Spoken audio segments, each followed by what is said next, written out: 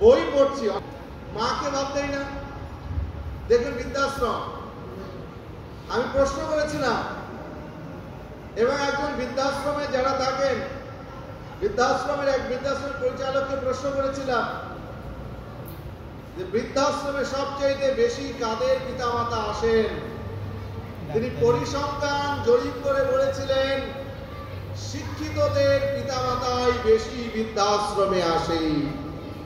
অথচ এইখানে কিন্তু শিক্ষিতদের যাওয়ার কথা কম ছিল। কষ্ট পায়েন না?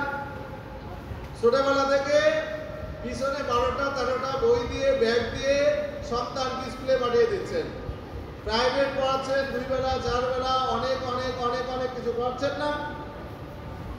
লাস্টে কি হচ্ছে, আমরা হিন্দু ধর্মীয় কল্যাণ ট্রাস্টের অধীনে যখন গীতা শিক্ষা দিচ্ছি, দেওয়ার পরে বলছে না আমার সন্তান প্রাইভেট পড়ে, সময় নাই। হৃদয় লক্ষ্য করবে, আমার ছেলে স্কুলের কত পড়া, প্রাইভেট টিউটরের কত পড়া, সময় নাই।